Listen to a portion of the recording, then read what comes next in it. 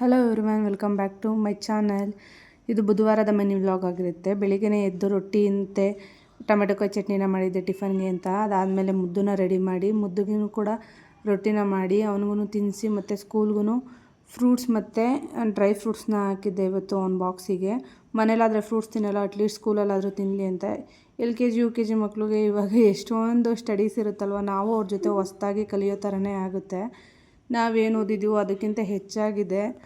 ಮತ್ತು ನಾವು ಇನ್ನೊಂದು ಏನಂದರೆ ಅವ್ರ ಜೊತೆ ಮತ್ತೆ LKG UKG ಇಂದನೇ ಓದ್ಕೊಂಬರೋದು, ಅದೇ ಪ್ರಾಕ್ಟೀಸ್ ಆಗ್ತಿದೆ. ನನಗಂತೂ ಇದೇ ಎಕ್ಸ್ಪೀರಿಯೆನ್ಸ್ ಆಗ್ತಿದೆ, ಹೊಸ್ದಾಗಿ ಮತ್ತೆ ಓದ್ತಿದ್ದೀನೇನೋ ಅಂತ. ಅದಾದಮೇಲೆ ಅವನಿಗೆ ಸಾಕ್ಸು ಮತ್ತು ಸ್ವೆಟರು ಎಲ್ಲ ಹಾಕಿ, ಸ್ವಲ್ಪ ಚಳಿ ಇದೆ ಅಲ್ವಾ, ಅದಕ್ಕೋಸ್ಕರ ಅವನ್ನ ರೆಡಿ ಮಾಡಿದೆ. ಅವನನ್ನು ರೆಡಿ ಮಾಡೋಷ್ಟರೊಳಗೆ ನನಗೆ ಆಲ್ಮೋಸ್ಟ್ ಒಂದು 45 ಮಿನಿಟ್ಸ್ ಬೇಕಾಗುತ್ತೆ. ಅವನ್ನ ಎದ್ದೇಳಿಸಿ ಅವನಿಗೆ ತಿನ್ನಿಸಿ ಸ್ನಾನ ಮಾಡಿಸಿ ಎಲ್ಲ ರೆಡಿ ಮಾಡೋದಕ್ಕೆ.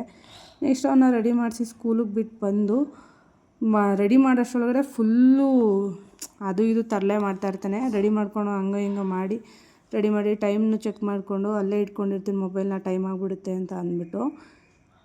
ಅವನನ್ನು ರೆಡಿ ಮಾಡಿಸಿ ಸ್ಕೂಲಿಗೆ ಬಿಟ್ಟು ಬಂದು ನೋಡಿ ಹೆಂಗೆ ಆಡ್ತಾ ನಿಂತಿರ್ತಾನೆ ಅಂತ ಅಂದ್ಬಿಟ್ಟು. ನಾವು ಹೊರಡೋ ಟೈಮಲ್ಲೆಲ್ಲವ ಬೇಗ ನಡೆಯೋ ಟೈಮ್ ಆಯಿತು ಅಂದ್ರೂ ಆಟ ಆಡ್ಕೊಂಡು ನಿಂತಿರ್ತಾನೆ ಅವಾಗ್ಲೂ.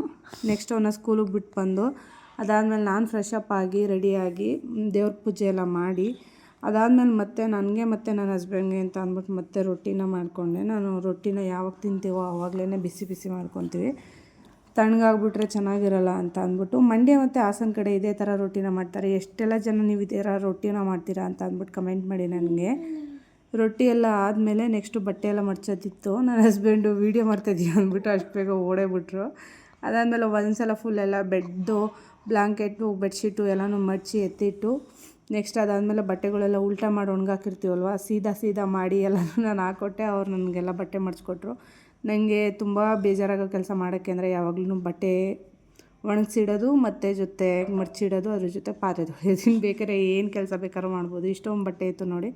ಅವರೆಲ್ಲ ಮಡ್ಚ್ಕೊಟ್ಟಂಗೆ ನಾನು ಐರನ್ ಮಾಡೋದಿತ್ತು. ಐರನ್ ಮಾಡಿಬಿಟ್ಟು ನೆಕ್ಸ್ಟು ಐರನ್ ಮಾಡಿದ್ದವೆಲ್ಲನೂ ತಂದಿಟ್ಬಿಟ್ಟು ಇವ್ರು ಮಡಚಿದ್ದವೆಲ್ಲನೂ ಅದ್ರ ಜಾಗಕ್ಕೆ ಸಪ್ರೇಟ್ ಇಟ್ಟೆ. ಬೆಳಗ್ಗೆ ಎದ್ದು ಸ್ಕ್ರೀನು ಕೂಡ ಸರಿಯಾಗಿ ಇದು ಮಾಡಿರಲಿಲ್ಲ, ಅದನ್ನು ಕೂಡ ರೆಡಿ ಮಾಡಿ ಸರಿ ಮಾಡಿಬಿಟ್ಟು ಇನ್ನೂ ಸ್ವಲ್ಪ ಟಿಫನ್ ಮಾಡಿದ ಪಾತ್ರೆ ಎಲ್ಲ ಇದ್ದು ಅದನ್ನೆಲ್ಲ ವಾಶ್ ಮಾಡಿ ಎತ್ತಿಟ್ಟೆ. Thank you for watching. Subscribe.